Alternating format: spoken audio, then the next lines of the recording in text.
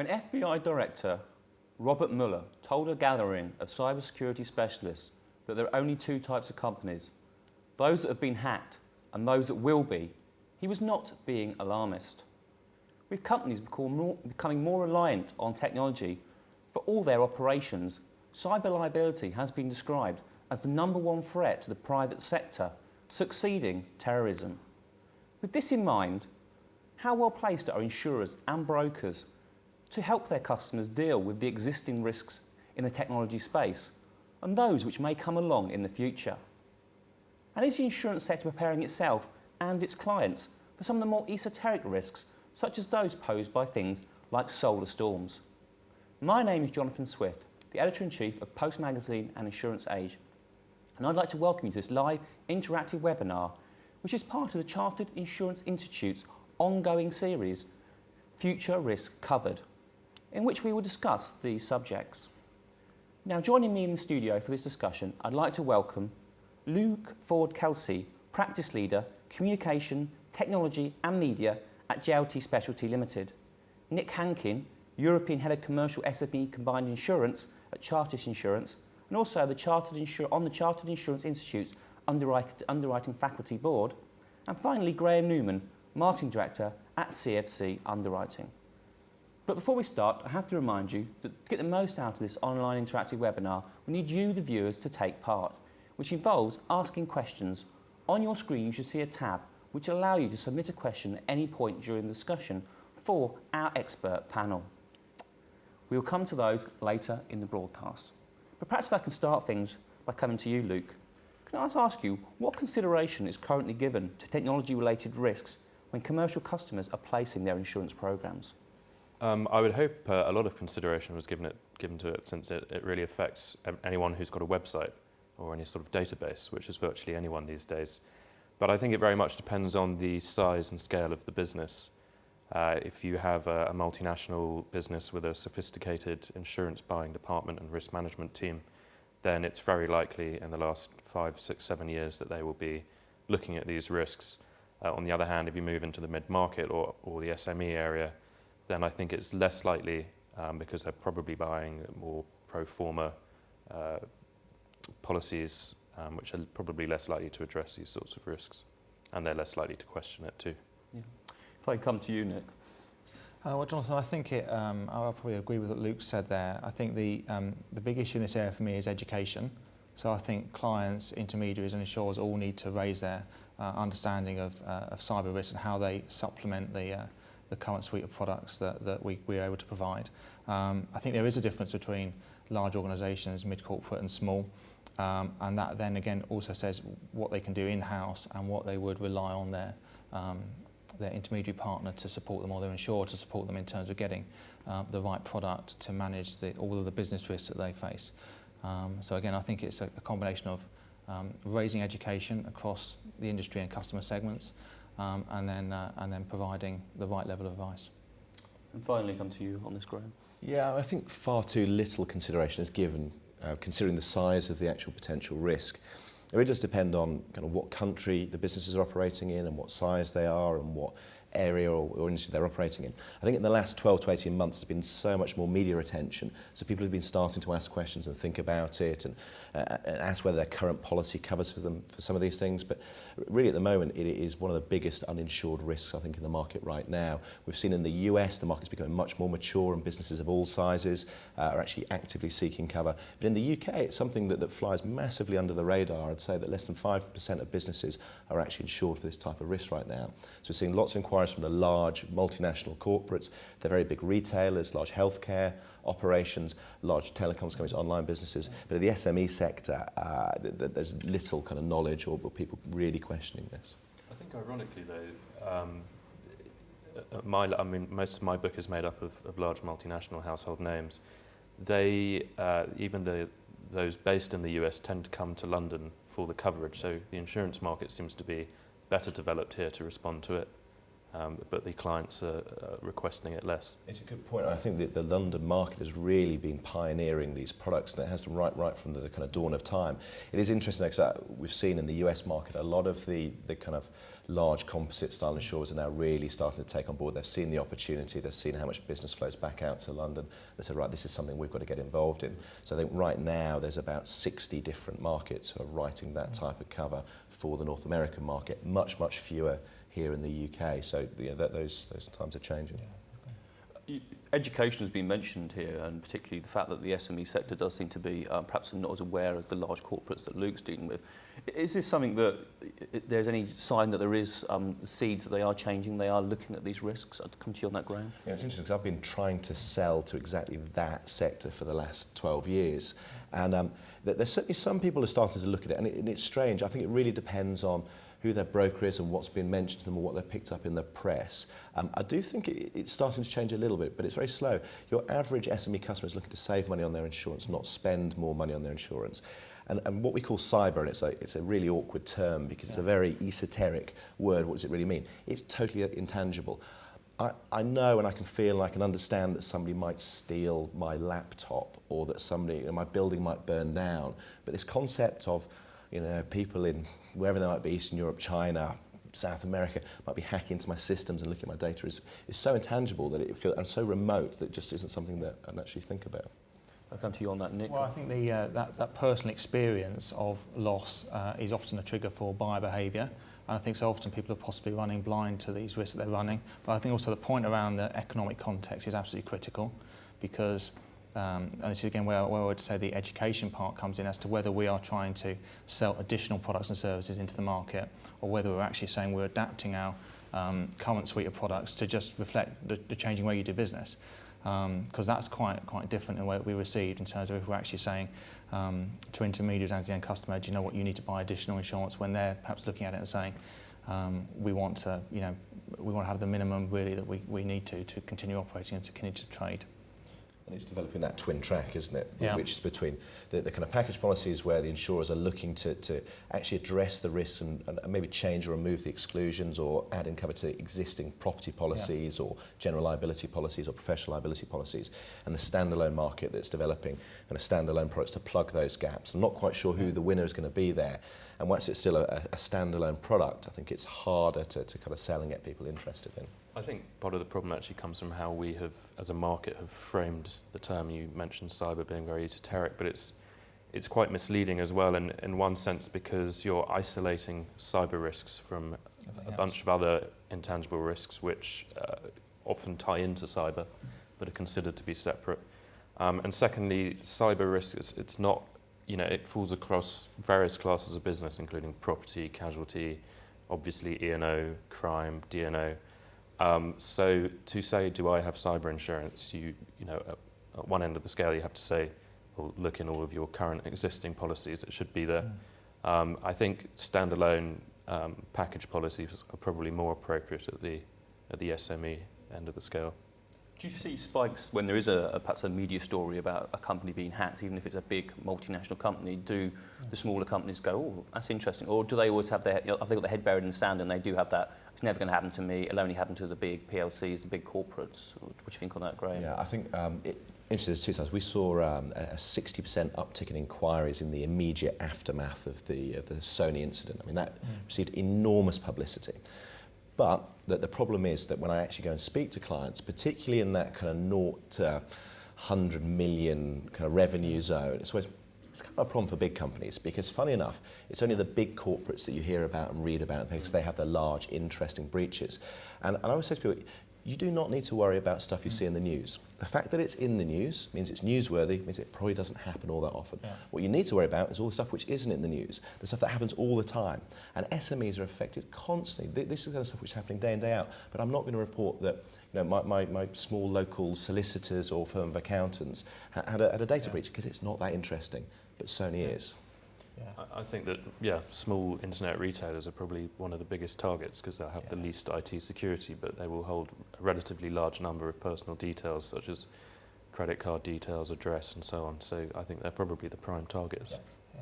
Yeah. I would probably add to that that it's not just the large scale newsworthy hacking events is actually the growing sense of interest around data and customer data. So there's a groundswell, I think, of people who are really understanding that organisations can hold huge amounts of data on them and want to know that that data is being well used as a customer, and that affects right across the spectrum, whether it's large organisations or small.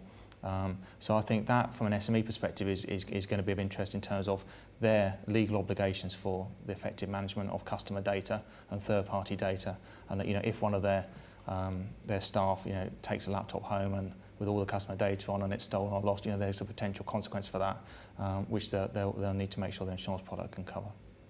Can I ask you, the mention of the competitive environment that insurance is obviously, the insurance market works in, has been mentioned already. Do you think the aggressive retendering of business prevents all parties looking at longer-term risks such as technology and evolving risks such as technology?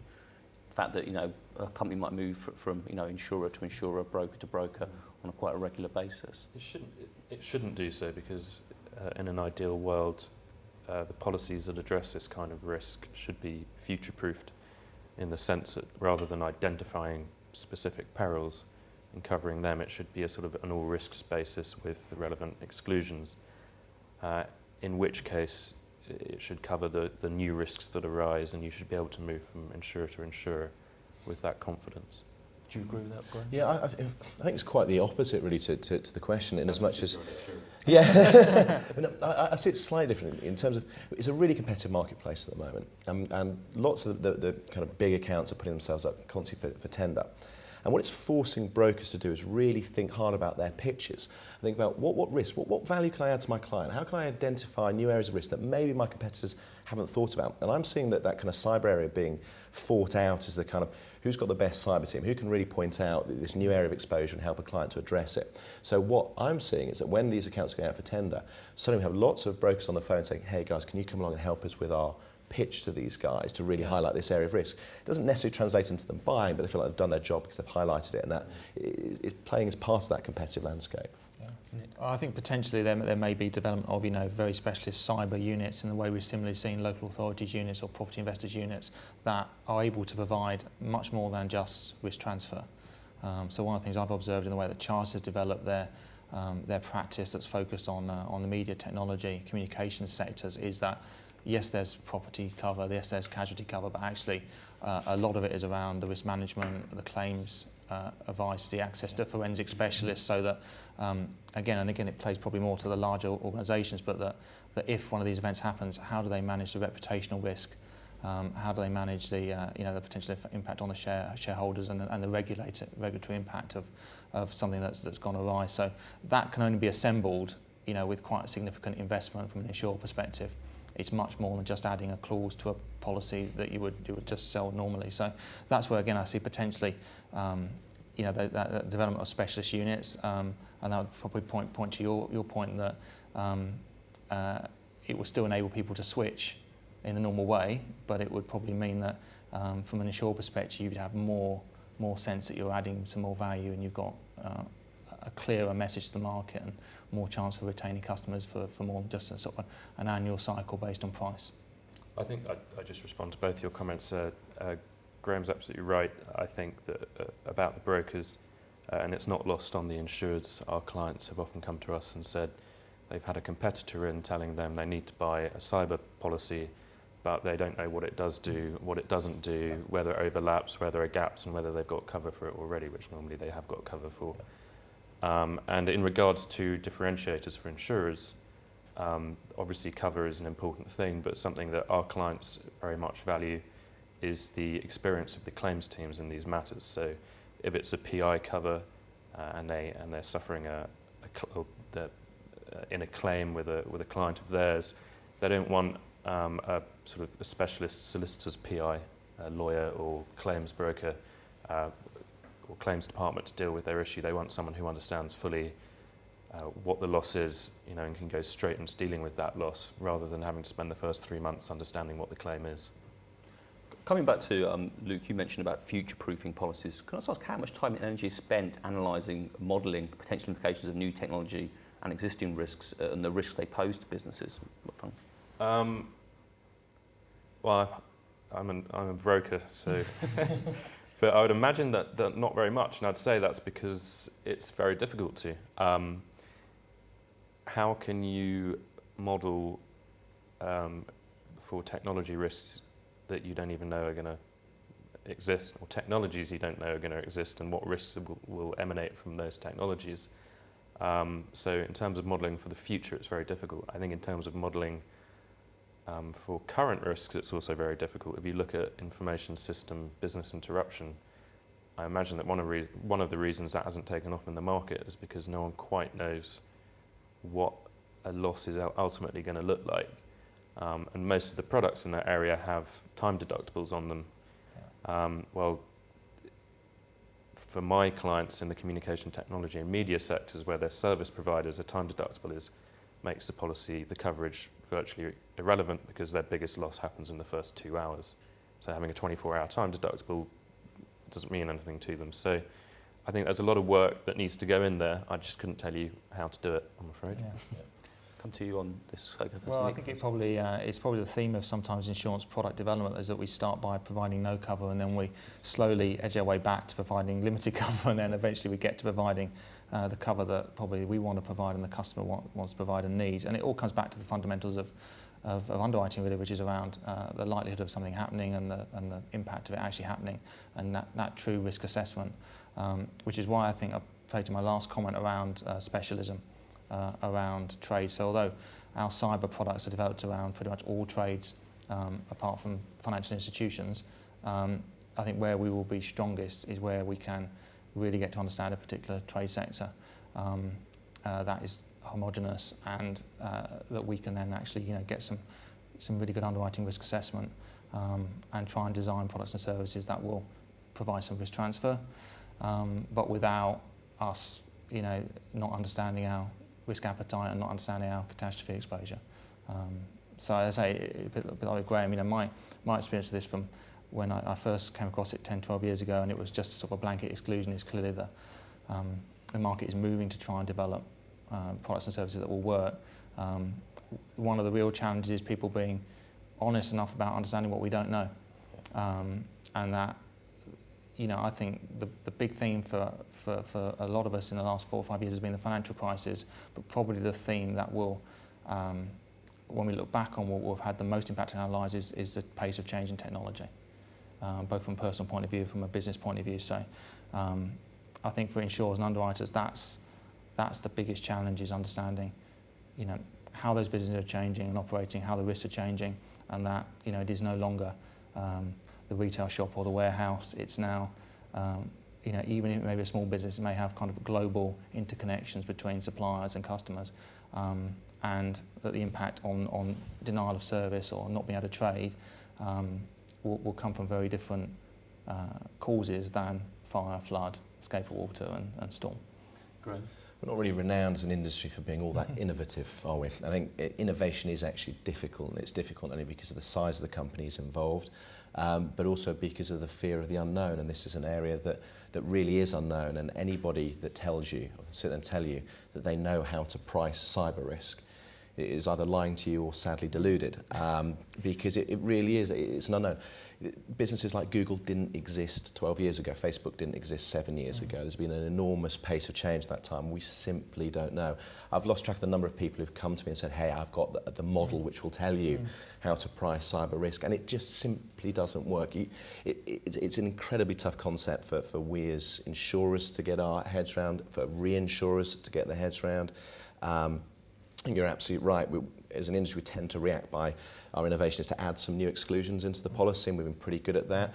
Very slow to take them out. I see policies with millennium date exclusions in them still. So, that's where we're at, and that's why, in a way, you do see a lot of kind of smaller startup companies trying to plug the gap by being product innovators. You see a lot of MGAs like CFC plugging some of those gaps.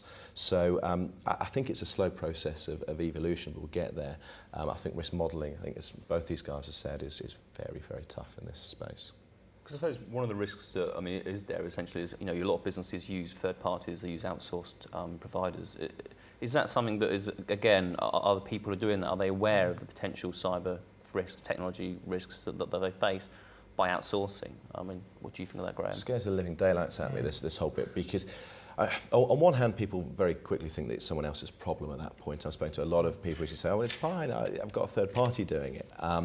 So they think they get rid of the risk without recognising that actually they're still the data owner, and they're the data control, and they're responsible for that regardless of what happens. From a pure insurance point of view, this whole kind of model, the outsourced computing model, the buzz of cloud computing, presents real challenges, because when we talk about aggregation, okay, the property guys are used to aggregation, but geographical aggregation. What this gives us is massive aggregation of risk on a global scale. You look at something like Amazon and Amazon Web Services, millions of businesses are hosted on Amazon Web Services. If Amazon Web Services gets taken down, millions of businesses go down. As an insurer, sad to say, I have to hold my hand up and say, I don't know how many of our clients are using that. I don't know how many of our clients are using a certain payment processor, how many of our clients are using a certain internet service provider. There are single points of attack or points of failure that can bring down and trigger millions of policies. And that is a problem that isn't being tackled right now in the insurance industry, and we're generally burying our heads in the sand. Do you agree with that, Nick? Well, I think there is probably systemic risk there, because as all the industries evolve, dominant players will come into force, and so you'll find that every single company is working with the same sort of technologies and infrastructure that if they're impacted will get hit. So if you look at the failure for BlackBerry for 2 or 3 days, which had a catastrophic impact on their reputation at a point when they really couldn't.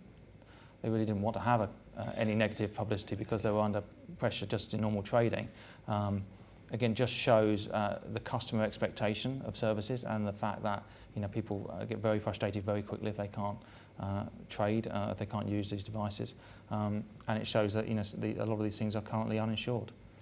So I think organisations will need, again, we talked earlier about the size of organisation. I think those larger companies that have their own dedicated IT security, have good business continuity planning, have good internal enterprise risk management processes, will be picking these up as threats to the business in terms of how likely they are and how much they would cost, and then they'll be charging the management team with mitigating actions. And so the well-run businesses will be looking at either how do they manage those risks internally, or how do they transfer them out. Those that aren't, that are doing more of a tick box exercise, will be running those risks a bit blind. But I think from an insurer perspective, the trick is raising that general awareness and understanding, and being realistic and pragmatic in what we can offer people from the risk transfer perspective. Shall I come to you, Luke? Yeah, I think as a solicitor, the astonishing thing about the cloud computing phenomenon is that the industry standard of the cloud providers is to limit their liability in the event that they do something wrong to virtually nothing. And these large and small mature companies are just accepting this, where normally they would push back, on any other service provider. And the other amazing thing about cloud computing is that most businesses using it simply don't know where their data is in the world. It could be an island, it could be in China, and where it is can make a difference to how secure it is and what laws apply to it. And that is a fundamental inherent problem. You're right. I think you are the solicitor on behalf of the cloud provider. You'd be advising them very strongly to restrict their liability to virtually nothing because of the aggregation point. And frankly, even companies of the size of Amazon, with a balance sheet of something like Amazon, would struggle to give any kind of indemnity to the millions of customers they've got, because that single point could cause a catastrophic effect. So as an industry, we have to figure out how we do this. It amazes me that actually the SMEs are, if you like, quite blind to this, because they're the ones who actually use these the most. You take large corporates are very nervous about moving data into the cloud. There's a huge exercise that happens before that goes on. The cloud is built for SMEs. This kind of virtualized computing, it's super cheap. You've got things like Gmail, you've got Amazon Web Services. It is incredibly cheap to run a very, very strong IT infrastructure right now. And for a small cost, they could kind of ensure that. And these are also the small guys who can't negotiate with the cloud providers at all. So they have to think about risk management differently. So it always surprises me that insurance, in a way, isn't seen as a really good part of the overall solution. Because you took there, and obviously we talked about pushing back and insurance as a solution. Do you think the insurance industry needs to drive those solutions, or do you think the people who are operating these clouds offerings, they're coming up with their own risk mitigation, their own risk transfer solutions themselves? I mean, I don't know, is it the insurance industry's job to do it, or is it other parties' jobs to do it? Where do we expect the solutions to come from? Everywhere and anyone who can think of it. You know, we have talked to a number of cloud service providers about solutions. It's difficult. It's really difficult from an insurance point of view, for the point we were talking about before with the aggregation, to find a good solution, because the numbers involved get really, really big. So I think it's incumbent on all of us to try. It's incumbent upon, at least from a kind of broker point of view and from an insurer point of view, that we need to educate our customers, our clients, and open their eyes, and only that way will we start tackling it. If we try and tackle something on a global basis, it'll never happen. It's about chipping away little by little wherever we can. I would see it very much as the insurance profession's key task and function, because I think from the business owner's perspective, they are looking at trading, developing their business, running their business efficiently, surviving as a business owner, and so they would see an opportunity like the cloud computing or as just a great cost-benefit analysis. They wouldn't necessarily do a sophisticated risk analysis. So if we're providing a product with limited advice and services, either direct or through an intermediary, we probably need to be innovative in the way that we provide some protection for those risks. When you go further up the scale in terms of individual advice and risk management, we can do something that's a bit more bespoke. But I would see that being driven more from the industry profession. A bit like in previous things where people have, when BI insurance was first invented, that was probably pushed out into the market as, here's an additional way that you can transfer some risk, whereas up to now you've just been trading and living with it. Finally, Julie. Yeah, I think insurance is now recognised as playing a much bigger role. If even 3 years ago, if a board member heard about digital risk or cyber exposures, they would go to their IT security officer and say, are we covered for that? And the IT security guy would say, yeah, you're saying I can't do my job. Of course, we're perfectly safe. Now they realise that there is no, as your FBI Robert Mueller quote said, there is no company that's safe. There's no system which is foolproof or solid. So I think that they are now saying, okay, in the event that your system doesn't work, I need to go and speak to the risk manager and the insurance buyer and make sure that what insurance is available we buy, or at least examine and assess. Okay. At this juncture, I'd just like to remind you, all the viewers, to get your questions in. We already have some questions and we'll come into them later. But if you can get your questions in now, we will be addressing them to the panel shortly. Just going on to this issue about, can the insurance market help with those technology risks? Is there a reputational issue here for the insurance industry if it's not seen to help and at least try and help these businesses mitigate these risks and try and take on some of that risk transfer, Luke? I'm sorry, I completely missed that. Do you think the insurance industry, because obviously the reputation of the insurance industry, if it's not been seen to be able to help kind of companies with their technology risks? Yeah, I mean, that is an ongoing issue with insurance, that people say, insurance is 10 or 15 years behind what my exposures are. As a market, we're all criticised for that with anything. I mean, it took years for us to move from insuring shipping to anything else. So, our reputation will suffer, and perhaps unfairly, because, as we talked about earlier, there is, it's just a very difficult thing to underwrite. Possibly, I mean, I would say that, in the 80s, 90s, D&O was the fastest evolving risk that people looked at, but that only evolved as regulation and law evolved. This evolves as technology evolves, and that, as we know, happens on a daily basis, not as we pass a law each year. So it's an incredibly fast-moving exposure to keep hold of. Great. I think as an industry, we're always perceived by our clients of trying to wriggle out of claims by fine print and exclusions. And obviously the way that a lot of us have reacted so far to these new risks is by putting in exclusions that will allow us to wriggle out of those claims later on. When you look at the world through a customer's point of view, from a client's point of view, they don't separate out what we call cyber from everything else. When they suffer a business interruption loss, whether it's because that there's been a flood or there's been a fire or their system has been hacked or their data has been damaged, that's a business interruption loss. And they will look open-mouthed at the insurer and say, no, not that type of business interruption loss. That's not covered because it's not got a physical trigger. There's been no material damage. That seems like another weasel word for an insurer to get out of it. When they're sued because they've had a privacy breach and the customer's data has been stolen, and they turn to their general liability insurer and say, well, this is general liability, it should come up. There's been no tangible property damage or kind of physical injury to people. That seems like an insurer trying to wriggle out of it. So whereas we as an industry, because of the way we're set up and because of the way we need to handle the claims, we've chosen to isolate chunks of risk. Our clients don't do that. So we need to somehow address that and merge it in.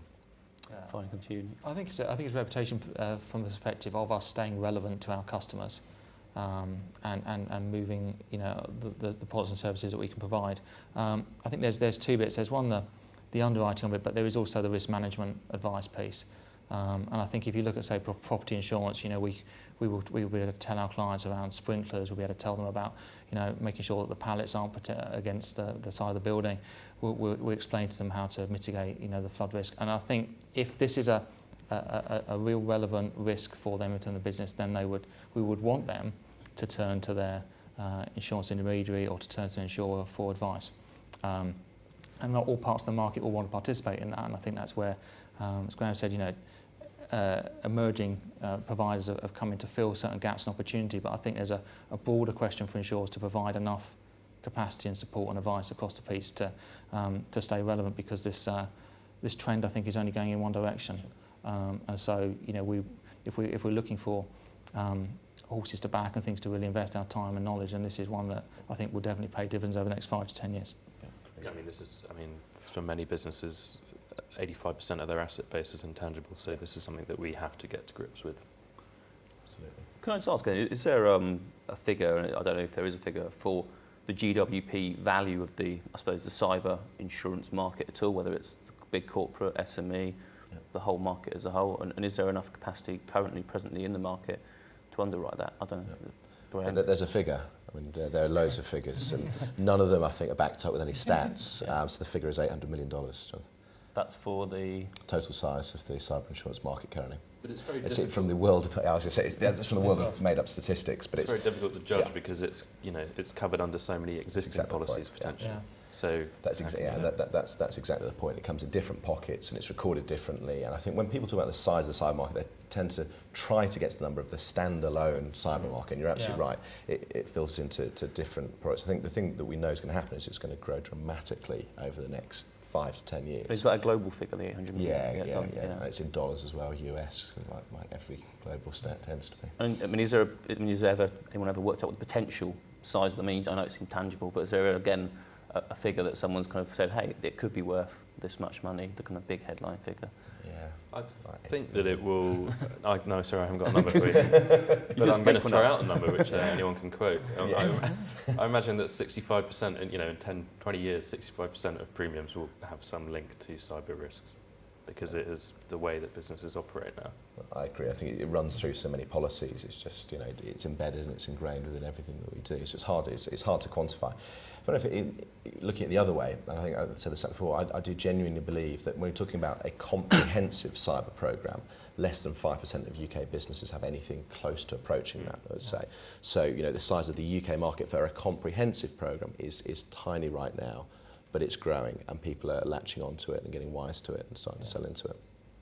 Yeah. So then you come to the two parts of either, will demand grow, which means the market will grow, and then insurers need to provide the supply side of that, or if it's embedded within current products and services but not very explicitly, then insurers run the risk of not pricing it correctly, and then we run into reputational risk of getting claims that we didn't expect and issues there. So one of the things I thought was quite positive around what Chartis have done is that they've created a very specific product with all the marketing, literature, promotion and proposition around a specific cyber product. So we're kind of clear internally in terms of what we believe the product designed to be and where it's targeted at. And then again, we've got a view, a bit like Graeme said, in terms of the size of the market and how much market we've got currently. And then we can kind of try and match it with growing customer demand. How far is these products from being in the mainstream? Products like D&O have been mentioned, and this often gets mentioned as a new D&O, and D&O might have been the new, employers' liability, environmental liability. You've got these products come out. How far are we away from cyber products being in the mainstream, do we think? It's funny. So I always think that when it comes to this area, we're a few years behind the US. I reckon we trail or lag the US by 3 or 4 years in this regard. In the US, it's a mainstream product. Undoubtedly, it is now part of their insurance programs, and that's from the top, the big corporates, down to the smaller companies. It's just there. So, if the lag is true, it's kind of 3 to 4 years away.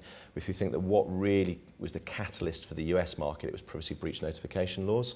and privacy breach notification laws being spread across pretty much all states, 48 states, and then there was a bit of lag on that. Now, obviously at the European level that's been discussed right now. It really feels like the momentum of the world is behind that right now.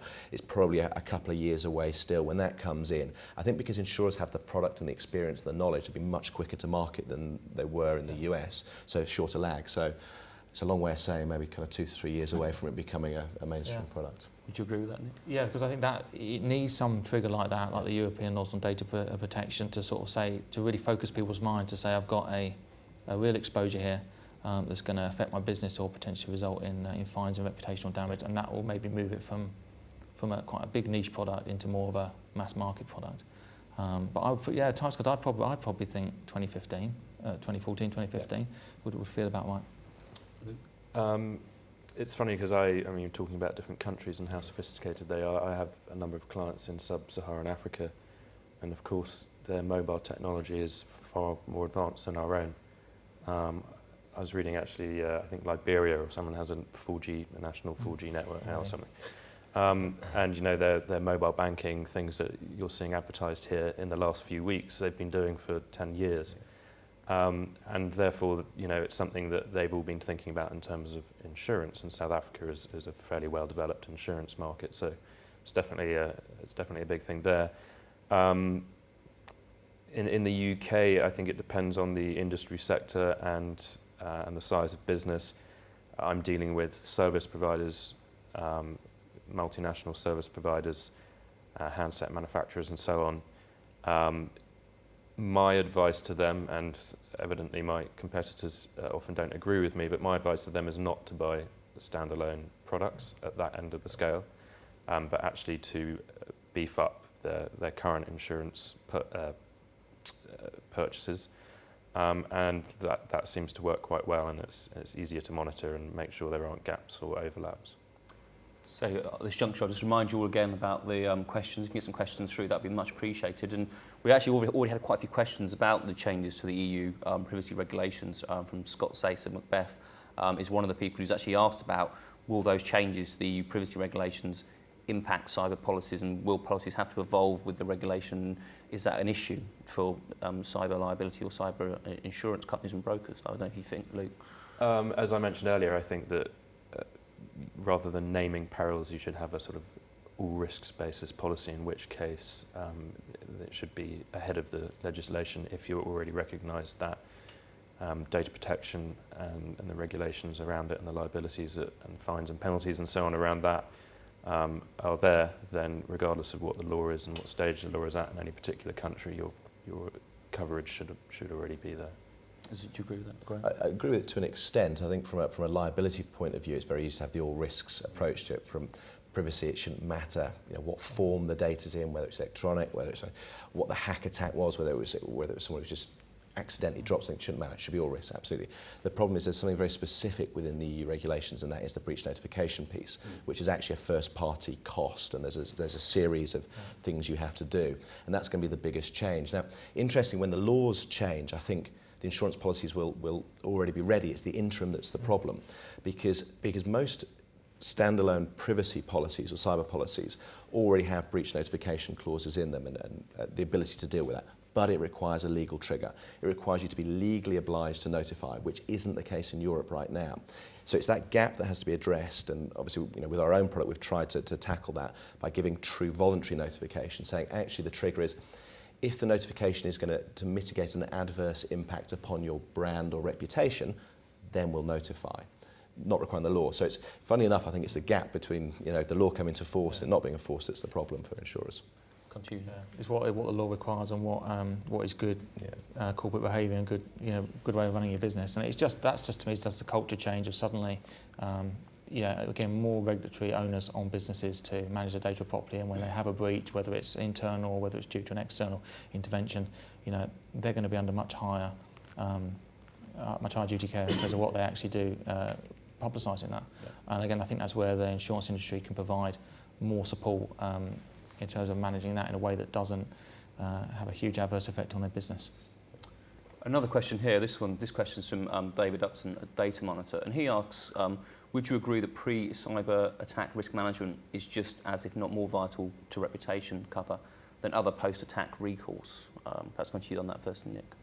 So it's the idea of managing the risk beforehand, I suppose, and dealing with the reputational damage afterwards. Yeah, I mean, with some of the preparation I looked at, sort of maybe 4 things that companies could do. One was who is responsible for the security within the actual business. How much is that company willing to invest in it, with all the relative priorities they have in terms of investment? How far the agenda is it for the management team? Some identification of what is the most valuable information that they actually hold to enable to operate, and then what monitoring they have within their business in terms of tracking how things are doing. So I guess from an underwriting perspective, we'd always want to work with our clients in terms of prevention, because in whichever class of business there's always uninsurable loss and consequence, and it's always much better to prevent the event happening in the first place. Come to you on that, Graeme? Yeah, I think it's just a truism, isn't it? You'd rather not have the loss. So it'd be like saying on a property policy, should we just leave all our doors and windows open and let people wander through the building and help themselves what? Because we bought an insurance policy. I mean, it's just, the two things don't work like that. It's layers of protection, and you put all your risk management in place, and then in case that doesn't work, insurance is the last kind of port of call. It's the risk transfer at the end, and no difference in the cyber world. In fact, I'd find it very difficult to take on a cyber policy for a client that hasn't bothered with any risk management. So it is expensive though, and it's hard, and we need to find a way to help people. I think it's exactly what both these guys are saying, that we as an industry need to find a way of helping people manage that risk, and we can actually be really, brokers and insurers alike can do a great job in helping this and bearing some of the cost of doing this as well. Luke? I think assessing the risk management process of the insured is obviously a very big part of the underwriting process, and it is a truism obviously that you would expect some risk management, and risk management is best practice. However, I think that it's particularly relevant here because if you have a property loss, you can claim it on your insurance and it's pretty much done with. If you have, say, a huge privacy breach loss, you can claim on your insurance and cover some of the loss, and whether it's third or first party. However, your biggest loss is always going to be your reputational loss, and invariably that's not covered, and it's very difficult to cover. So it's particularly important with this area of insurance. I think it's interesting you mentioned that, because I think you've touched on the kind of elephant in the room, if you like, and this is the big issue in the market right now is reputation loss. And when I speak to clients, it's almost like the insurance piece gets belittled, saying, hang on a second, if this happened to me, the cost to my brand and my reputation will be so big that the fact that you're paying me £1 million is frankly irrelevant. And so that's always been the big challenge. And I think the challenge for us as insurers and insurance brokers over the next kind of 12, 24 months is to tackle that problem, because it's not impossible to tackle that. I know there are a number of players in the market right now who are looking at reputation, addressing it, and I think there are solutions, and there are insurance solutions to that. It's just we haven't quite risen to the plate. So there are different options here. I think it's tough to tackle, absolutely. It's the big loss that people face, but it's something that we can do. It's like with the property insurance. It's funny when you were mentioning that. It's like my wife didn't agree with you when she had all her jewellery stolen. The sentimental value wasn't apparently replaced by the cheque that we got for it, and it's a kind of similar principle. I'm sorry.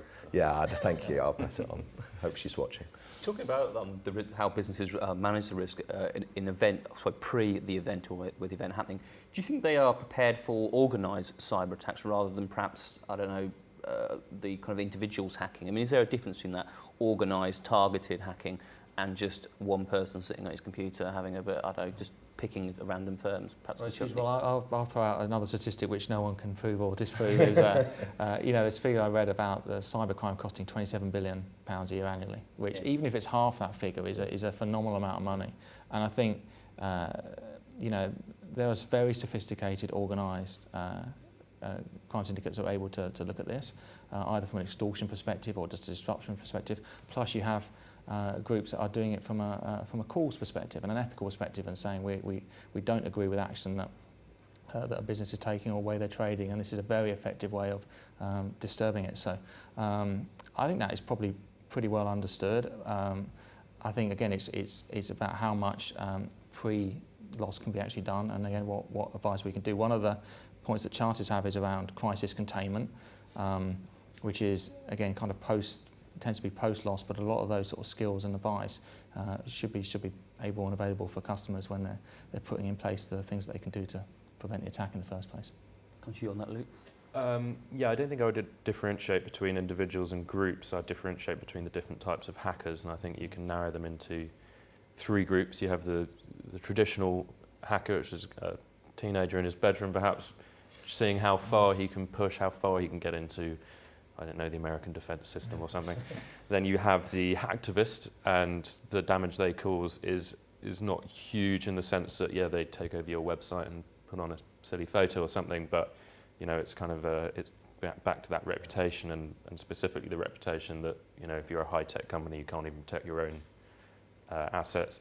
But then the cyber criminal, the criminal hackers, obviously your biggest threat, because they have a cause and they want to get away with something and cause you serious damage. So that's going to be, you know, damage to your asset base, damage to your reputation, and so on. So, but I don't think you focus your protection on each one of those groups. I think you just try and protect the worst case scenario.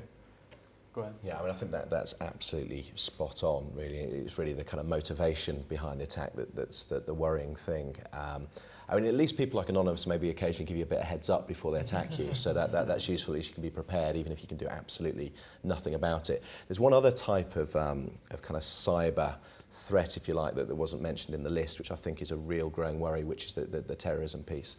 And we're actually talking about here state-sponsored organisations. That's the bit that scares me the most. I mean, forget about insurance. I mean, this is about, you know, our daily lives being affected.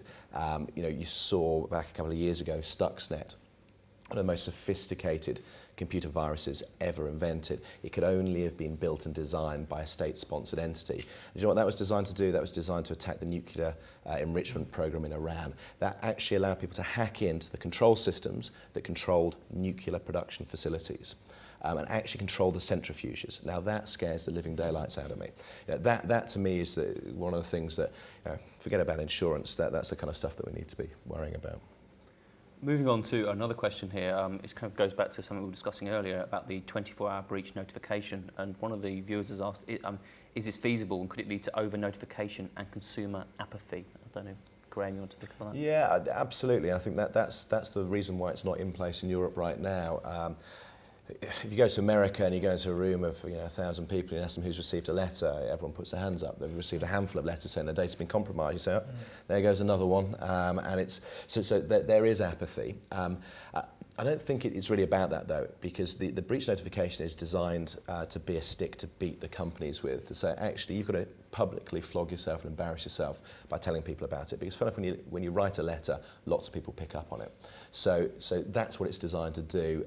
Yeah, sure, the consumers are going to get apathetic about their data being lost countless times, but it's a really powerful weapon that makes companies focus and makes them feel a bit more pain when they actually suffer a loss. Would you agree with that, Luke? I think I was reading yesterday that so in the US, a recent study came out that the longer you leave your notification, the lower your costs. And the reason is that if you notify it immediately and think you're being a good boy, you tend to flood everyone, all your customers with it, when in fact it might only be a small percentage that's suffered. So, you know, it's about balancing that risk, about whether you're seen to be acting appropriately or whether, you know, you're overreacting to it. Comes to you finally on that, Nick? Yeah, I think it's probably perhaps a context thing at the moment. I don't see a lot of consumer apathy on that subject at the moment in this country because of there's general distance between consumers and the people that they buy products and services for, and some scepticism. And so I think, there's been numerous data breaches and concerns with people, ranging from leaving a laptop on a train to being hacked and misuse of data. So. I think, again, like all regulation, it has an intention, and it's about managing the unintended consequences of that, that it doesn't distract from the real message, which is trying to improve the risk management and maintain the data, and when it goes wrong, to make sure there's a consequence. I think it's interesting, though, to me, it's like, it comes back to the world of Daily Mail politics. It just does stagger me, the consumer reaction. That in the old days, so, take the great train robbery, for example, when, big train, lots of money on it, people come on, big fist fight, probably some guns involved, a load of money stolen. The headlines in the newspapers were the victims of crime. Right? People were seen that the company that was affected was seen as a victim of crime. Right now, so you take the Sony incident, and it's totally the opposite. Everything's huge negative publicity about them. They've been the victim of a sophisticated crime. And yeah, obviously the papers like to spin it, and the media, no offence, Jonathan, likes to spin it in a way that's more sensationalist and exciting. So I'm always intrigued by the kind of the difference. And I see people should be treated a bit more as victims of crime. Perhaps moving on, in my interruption preamble, I mentioned about more esoteric risks. And I just wondered if it's things like the whole solar storms which disrupt technology, magnetic radio emissions, etc., whether those are on the radar of insurance companies and brokers yet. I mean, is this something that customers are even asking about?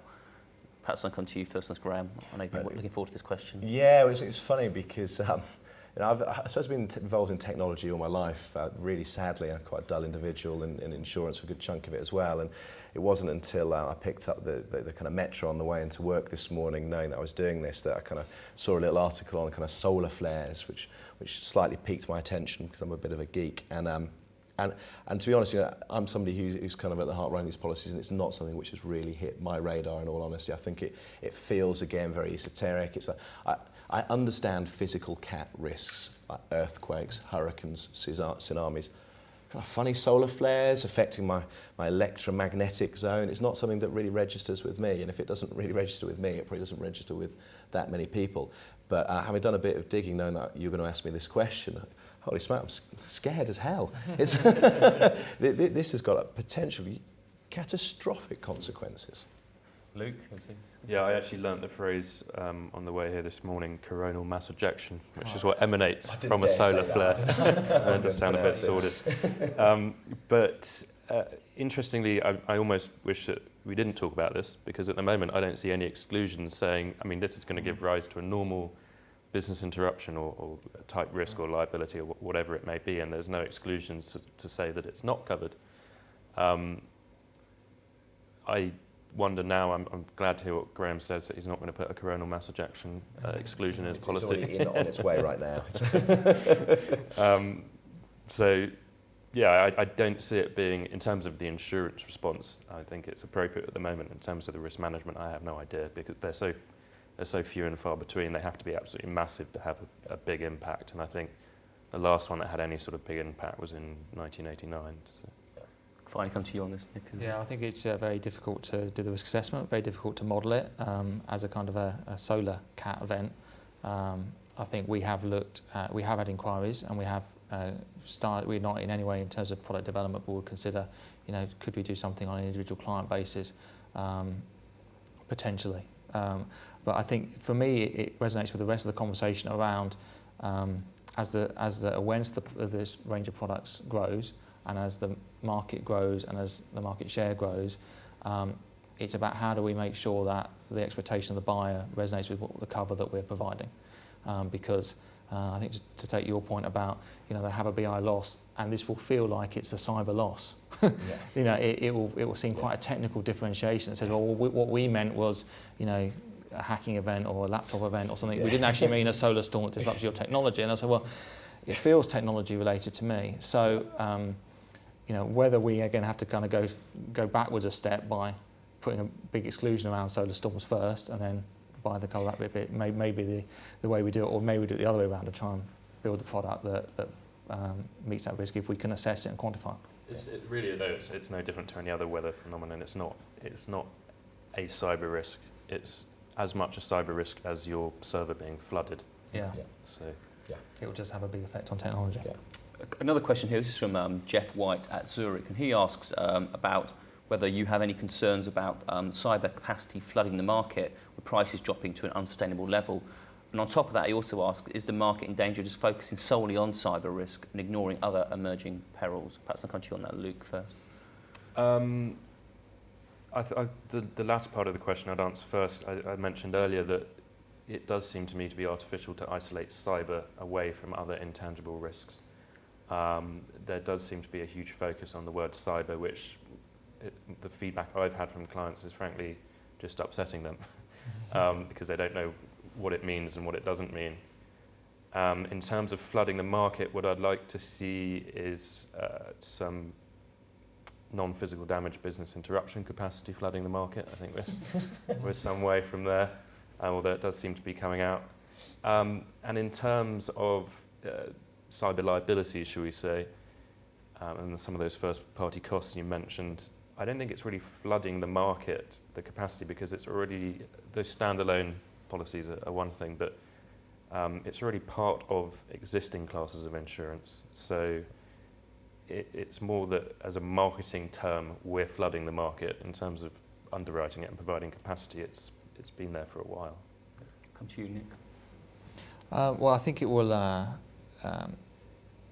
certainly we could have that situation if demand really rises as we expect, and as what I think I've heard in this conversation that we expect, growing awareness of the need for this, and then growing either package products or standalone products will drive further demand. I'm probably more concerned in general about the pricing adequacy in the market, as we've endured a number of years of soft market conditions, and we've got some really challenging targets around return on capital and to get a sustainable level of profitability into the market.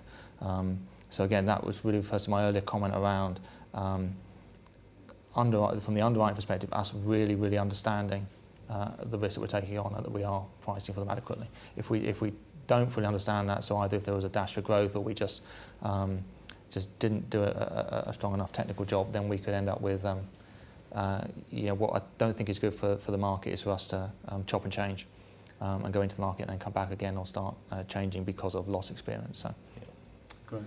Yeah, I think I'll talk about the standalone cyber market. I think that's the kind of easiest one to talk about, and there is a dearth of capacity right now. It's soft market conditions. People are looking for an easy way to get some more business. It's the topic du jour. Everyone's talking about it. Everyone's setting up a cyber team. Every insurer I know is getting a new cyber product out.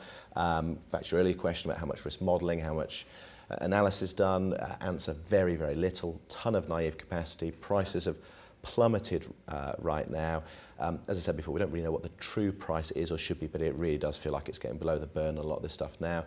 Is that sustainable? I don't think so. I think we're going to see some major casualties over the next 5 years. Someone's going to take $1 billion hit because they've totally misunderwritten this thing. They've totally misunderstood the aggregation risks that they pose. They've miswritten the policies. I see it out now. It's happening right now. It's pretty frightening.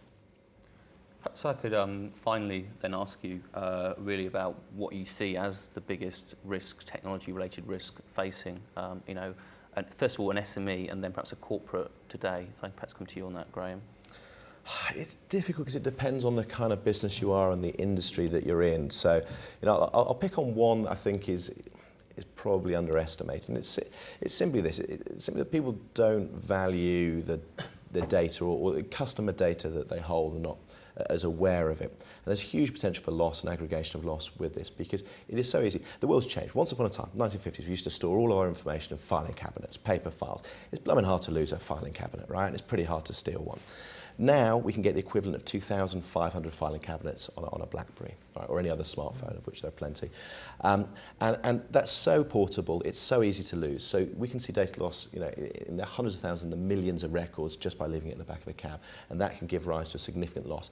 The regulators the world over are pointing fingers at this. Fines are coming, consumer class actions, so that there's big potential for loss there. Businesses, the small businesses, get worried that they might lose their customers' handbags or coats when they're left in their cloakroom, right? But they don't give a second thought to the millions of records of data that they hold on them, and they'll leave that in the back of a cab, and that's kind of a big area of risk. Perhaps I come to you on this, Luke. I don't know if it's the biggest, but I'm worried about some big transmission of malware losses coming up, whether they're targeted, malicious, or otherwise. The great thing about Stuxnet and why we guess it was a state-sponsored thing was because it was designed, whilst it infected hundreds of thousands of computers the world over, it was designed not to affect any of them apart from those in Iran. In the less generous people might just be flooding the internet with viruses that seriously affect you even if they're not targeted at you.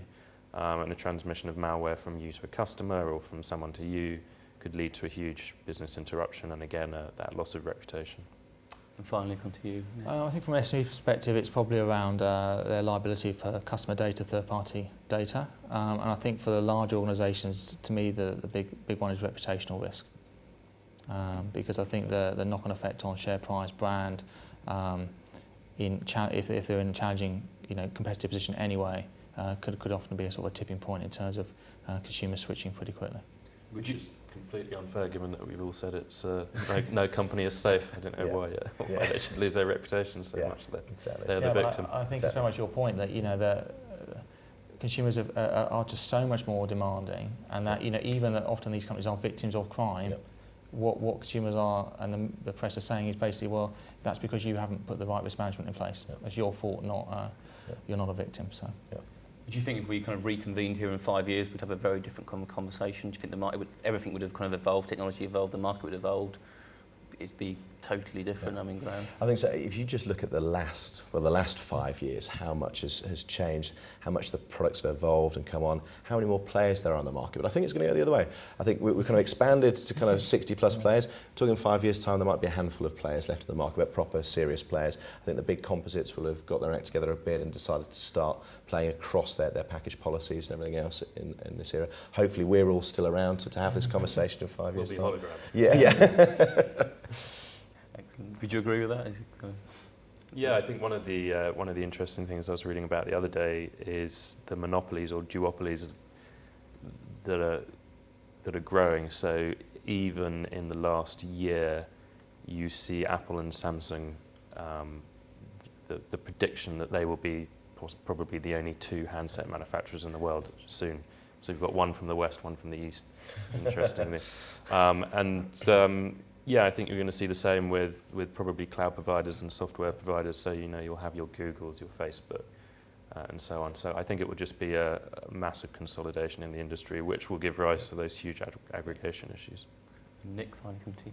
Yeah, I think I think there'll be more focus, more specialism. I think there's a dynamic because of insurance organisations running themselves on a probably a much more technical basis because of things like Solvency II, that will raise serious questions around if we cannot quantify the aggregation exposure, or we can't, how much capital we need to allocate to these risks. So that will potentially drive out some of the naive capacity behaviour that we're seeing.